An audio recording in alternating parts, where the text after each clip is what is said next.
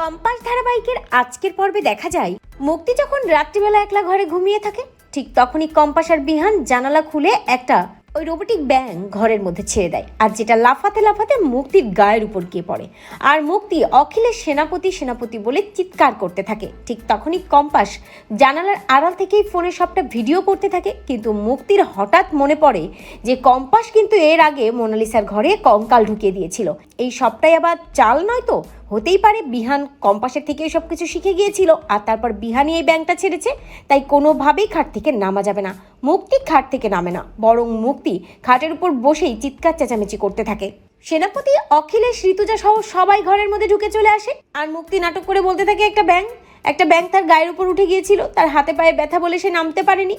বিহানও সেখানে যায় আর কম্পাসও সেখানে যায়। কম্পাস গিয়ে মুক্তিকে বলে, ম্যাডাম কি হয়েছে, এভাবে চিৎকার চেঁচামেচি করছেন কেন? ইমার্জেন্সি নাকি? গাড়ি বের করবো? মুক্তি কম্পাসকে বলে, ধুর কি বলো কি তুমি এসব, আমি ভয় পেয়েছি। কিন্তু ব্যাং দেখে ভয়, ব্যাং কোথায়? চারদিকে সেনাপতি খুঁজতে থাকে কিন্তু কোথাও ব্যাং পায় না। মনে মনে ভাবতে থাকে বিহান ব্যাংকটা তো সে আগেই সরিয়ে ফেলেছে কম্পাসের বুদ্ধি মতো। অন্যদিকে কম্পাস ভাবতে থাকে মুক্তিমাসি খুব চালাকি করলো, মুক্তিমাসি কোনোভাবেই ধরা দিল না। এরপরে সেনাপতি সহ সবাই বলে আসলে মুক্তি ঘুমের ওষুধ খেয়ে ঘুমোচ্ছে তো, এই জন্য হয়তো মুক্তি উল্টোপাল্টা দেখেছে, স্বপ্নে দেখেছে আর কি, ব্যাং ট্যাং কিছু নেই এখানে। হঠাৎ কম্পাস খেয়াল করে দেখে তার যে ডিভাইসটা ঘরে সেট করা ছিল সেটা আসলে পড়ে গেছে। কম্পাস বুঝতে পারে যে তাকে আরো ভালো করে কাজ করতে হবে, ওই ডিভাইস আবার নতুন করে সেট করে দিতে হবে।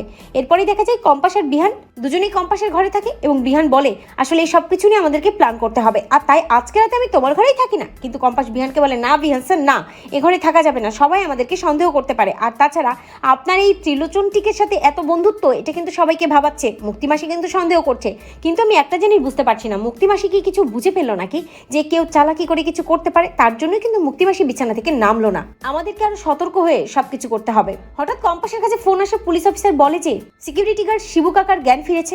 কাল যেন কম্পাস এক পাক আসে শিবু কাকার সাথে দেখা করতে। পরদিন সকাল হয়ে যায়, কম্পাস শিবু কাকার সাথে দেখা করতে যায়।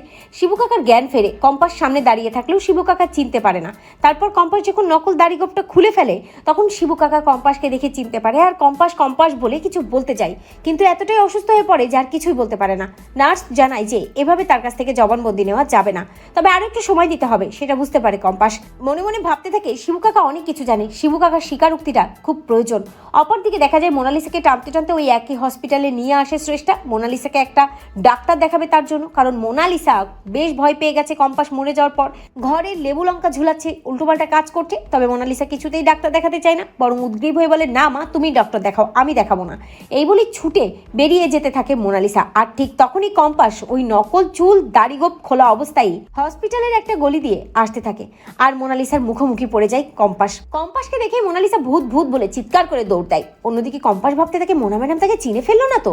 এরপরই দেখা যায় মোনালিসা বাড়ি গিয়ে কম্পাসের ভয়ে একেবারে কাচুমচু হয়ে থাকে। অভিজ্ঞান দত্ত মোনালিসাকে সামলায়, তবে মোনা বলতে থাকে দাদু আমি সব জায়গায় কম্পাসকে দেখতে পাচ্ছি, কখনো ওই বিহানদের বাড়িতে, কখনো বাইরে, কখনো কলেজে, সব জায়গায় দাদু আমার মনে হচ্ছে কম্পাসের আত্মার শান্তি হয়নি, আর তাই আমার পেছনে পড়ে আছে। অন্যদিকে অভিজ্ঞান দত্ত ভাবতে থাকে যে সত্যি কি তাই, নাকি এর পেছনে অন্য কোনো রহস্য রয়েছে। অপরদিকে দেখা যায় বিহান আর কম্পাস দুজনেই আলোচনা করতে থাকে, যেভাবে তাকে সবাই সন্দেহ করছে আজ আবার মোনালিসা ম্যাডামের সামনে পড়ে গেল কম্পাস, তাতে করে কি সবটাই ভূত বলে চালিয়ে দেওয়া যাবে না? যদি কিনা ধরে ফেলে তার জন্য শিবু কাকাকে ওখান থেকে সরিয়ে ফেলতে হবে, কারণ অভিজ্ঞান দত্ত খুব চালাক। ঠিক ওই হসপিটালে কি হয়েছিল সেটা জানার জন্য হসপিটালে হানা দিতেই পারে, আর শিবু কাকা যদি একবার অভিজ্ঞান দত্তর খপ্পরে পড়ে যায় তাহলে আর কোনোভাবেই কোনো সত্যি সামনে আসবে না। অপরদিকে দেখা যায় সেনাপতি মুক্তির কাছে গিয়ে এই যে হসপিটালে কম্পাসের ভূত দেখেছে মোনালিসা, সেটা মুক্তিকে জানায়। মুক্তিও বুঝতে পারে যে এর মধ্যে কোনো রহস্য রয়েছে। তো বন্ধুরা তোমরা এটাই চাও তো যে রহস্য ধরার আগে যেন এই মুক্তি, সেনাপতি, অভিজ্ঞান দত্ত, মোনালিসা এদের মুখোশ খুলে দেয় কম্পাস? কমেন্ট করে জানাতে ভুলো না।